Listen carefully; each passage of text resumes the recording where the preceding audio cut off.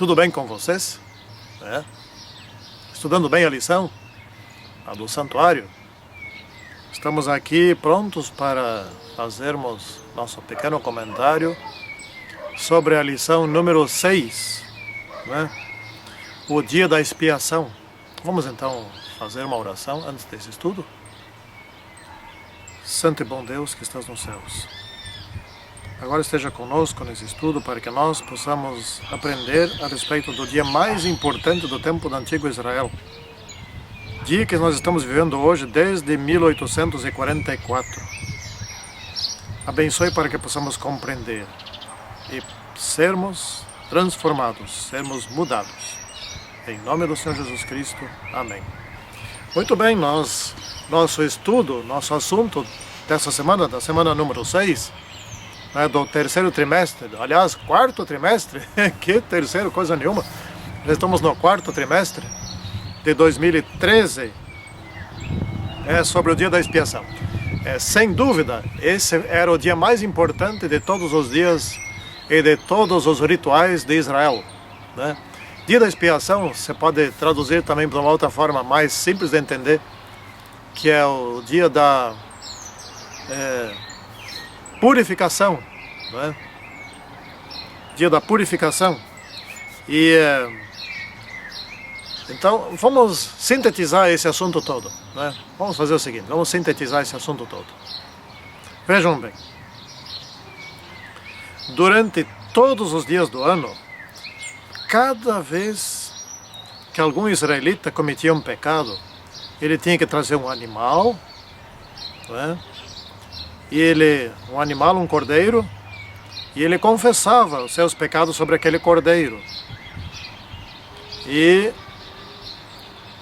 então, dessa maneira, simbolicamente, Claro, dessa maneira ele estava transferindo o seu pecado sobre aquele animal, aquele cordeiro. Então o cordeiro agora é que carregava aquele pecado, Daí ele tomava uma faca, cortava a jugular do cordeiro e expirava o sangue.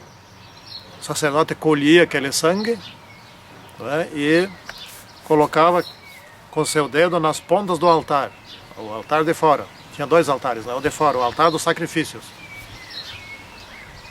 E também ele comia uma parte da carne daquele cordeiro, que era assado em cima, queimado, em cima do altar, onde foi imposto o sangue com o seu dedo.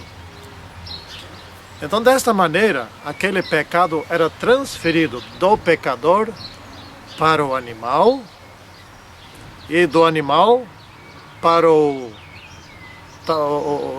santuário, via o altar de sacrifício. E também transferido para o santuário via o próprio sacerdote que comia parte daquela carne. Aquele sangue era considerado sangue contaminado, como se fosse um vírus, alguma coisa assim, que fosse transmitida do pecador para o animal, e o animal ficava todo contaminado, a carne também. Então, na medida que o sacerdote comia aquela carne, ele levava sobre si o pecado daquele pecador.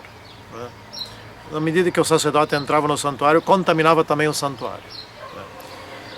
Se fosse pecado, nesse caso aí, se fosse pecado de uma pessoa comum do povo, ou de um príncipe, de um dos líderes do povo, Mas, se fosse o pecado de toda a congregação, tipo uma rebelião, alguma atitude ali que fosse meio coletiva, bastante coletiva, etc. e tal lá, ou também o pecado do próprio sacerdote, daí era diferente. Daí o início era igual. O sacerdote tomava o cordeiro, confessava esse pecado sobre o cordeiro, que transferia então para o cordeiro. E daí matava o cordeiro, tomava o sangue do cordeiro e levava direto para dentro do lugar santo e colocava nas pontas do altar de incenso, que estava diante do Santíssimo. Vejam bem, nessa ocasião ele não entrava no lugar santíssimo, só no santo. Mas ele não comia a carne do animal, porque Esse era o pecado do povo em geral, o povo em conjunto, que ele fazia parte, ele, sacerdote, era parte do povo, né? Então era uma rebelião, vamos dizer assim, se arrependeram da rebelião, então o sacerdote também já estava contaminado, ele não podia se contaminar de novo. Então ele não podia transferir o pecado para o animal e do animal transferir de volta para ele mesmo para levar lá para dentro. Ninguém, essa que é a questão, ninguém faz intercessão por si mesmo, né? Ninguém faz isso. Ninguém faz intercessão por próprio, ninguém é advogado de si mesmo. Nem que na terra funciona desse jeito, né? Então, por isso, o sacerdote não comia da carne daquele animal, só transferia o sangue direto para dentro do santuário. Antes, a culpa do pecado era transferida para dentro do santuário via contaminação do sacerdote, que não era culpado pelo pecado de alguém do povo, né? Então, assim, durante todos os dias do ano aconteciam milhares de sacrifícios. Sabe-se lá quantas centenas, dezenas, centenas ou milhares de pessoas pecavam todos os dias, né? Então era muito animal. Haja bênção para que houvesse tantos animais, né? Mas o povo era abençoado para ter esses animais todos. Então, ao longo dos dias do ano, o santuário era contaminado com aquele pecado. Isso estava simbolizando os registros dos nossos pecados, dos pecados das pessoas no céu. Na verdade, ali no santuário terrestre era tudo simbólico, via sangue de animais, etc., morte de animais, isso era tudo simbólico. Na realidade, cada pecado que é cometido é anotado num livro. Existem 3 livros no céu. O livro dos nomes, onde estão escritos aqueles que pretendem se salvar, que aceitaram a salvação. O livro dos atos bons e o livro dos atos maus. Nos atos maus são escritos os pecados. Os atos bons são as coisas virtuais que a pessoa faz, de virtude, né, que a pessoa faz. Bom, então, no dia da expiação, ou no caso no dia da purificação, o que acontecia? De manhã era feito o ritual diário, de tarde também o ritual diário. Haviam 2 rituais, né, por dia, que eram sempre, todos os dias, todo dia, né? Todo santo dia, que eram os sábados, né, e todos os outros dias, que não eram santos. Então depois o ritual diário, dos 2 sacrifícios diários, aí acontecia o dia da expiação. Antes desse dia da expiação, 10 dias antes já eles deviam se consagrar, se humilhar, né, se arrepender de tudo, porque no dia da purificação não podia ficar nenhum israelita sem algum pecado não perdoado. Isso simboliza que no dia da volta de Cristo não pode ter nenhum dos que se arrependeram, mas não se arrependeram de tudo. Eles vão ficar aqui então. Então nesse dia, o sacerdote, ele entrava 3 vezes nesse dia no lugar santíssimo, na presença de Deus, presença viva de Deus. A primeira vez ele levava um castiçal, né, de incenso, né, uma tigelinha pendurada ali assim, cheia de brasas, não é um castiçal, uma tigelinha cheia de brasas, né, pendurada na mão, e na outra mão a mão cheia de incenso. Ele entrava no lugar santíssimo, derramava aquele incenso sobre as brasas, e aí saiu uma fumaça aromática, uma fumaça bem densa, né, aromática, muito gostosa, né? Essa fumaça ficava ali, era símbolo da separação entre o homem pecador e Deus, para que o sacerdote não morresse, porque depois, na segunda vez que ele ia entrar, ele sacrificava um animal por ele e pela sua família, e aí levava sangue para expiar ou purificar os seus pecados, para perdão dos seus pecados, né? Então ele entrava a segunda vez no santuário, no lugar santíssimo, e pedia perdão a Deus pelos seus pecados e pelos pecados da sua família. Então ele estava perdoado daqueles seus pecados. Então na terceira vez que ele entrava, ele matava outro animal, né? Então era um bode, e que foi sorteado. Haviam 2 bodes, né? Um era sorteado para Deus e outro então ficava para Azazel, ou então no caso Satanás, né? E aí era coletado o sangue daquele bode. Sobre aquele bode não se fazia, como é que se diz? Assim, não se fazia a costumeira oração de transferência dos pecados para o animal, não é? Impondo as mãos sobre a cabeça do animal. Não se confessava o pecado. Aquele animal que morria sem terem confessado o pecado sobre ele era um animal puro, não estava contaminado com nenhum pecado, simbolizando então a pureza de Cristo. E aí eles levavam o sangue para dentro, o sacerdote levava para dentro do lugar santíssimo e aspergia 7 vezes em direção do Oriente, né? E esse lugar santíssimo foi purificado, porque aquele sangue era sangue puro, aquele não era contaminado, aquele sangue era puro. Isso é simbólico, né? Daí ele voltava para o lugar santo e aspergia também em direção do Oriente, 7 vezes, para purificar o lugar santo, ou então a tenda da congregação. O lugar santo tem 2 nomes. Tenda da congregação também é outro nome dele, né?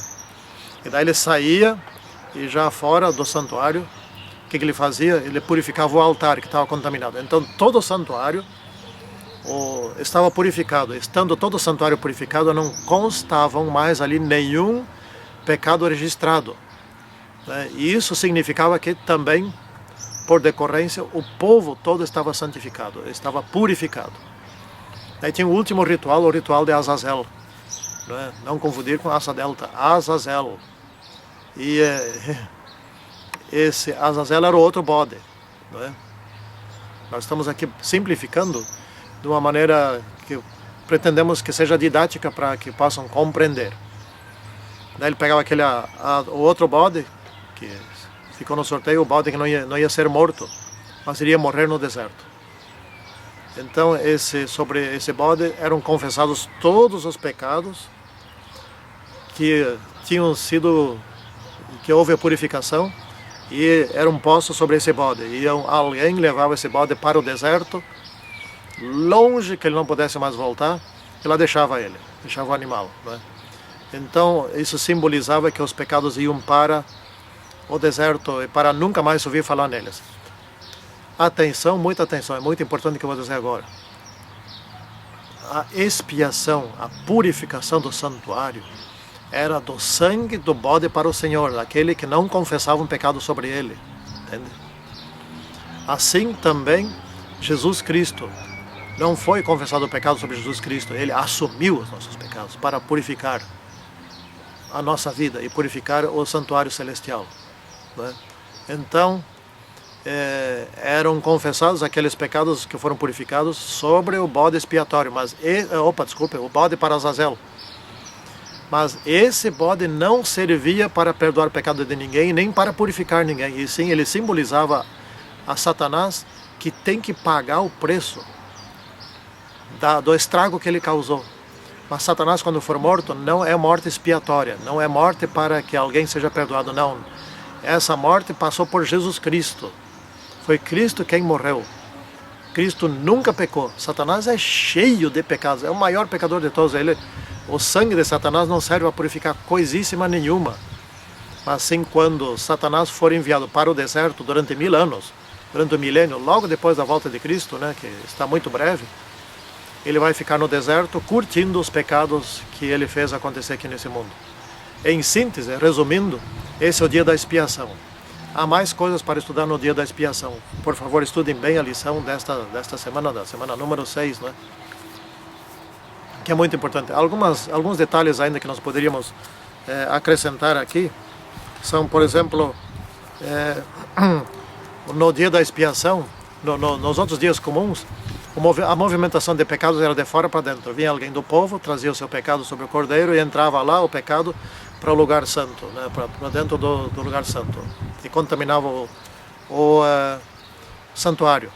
No dia da expiação era o retorno. Aqueles pecados saíam do Santíssimo, saíam do lugar santo e saíam do altar e simbolizando o bode para Cristo, a expiação desses pecados, a purificação, e simbolizando o bode para Azazel, que houve então a purificação do universo e libertação do universo dos pecados do que fazia os outros cometer pecados. Então, em síntese, é isso. mais uma coisa importante aqui para dizer seria o seguinte: nós devemos hoje fixar os olhos para o santuário celestial. Desde 1844 nós estamos no dia do juízo, ou no dia da expiação, ou no dia da purificação.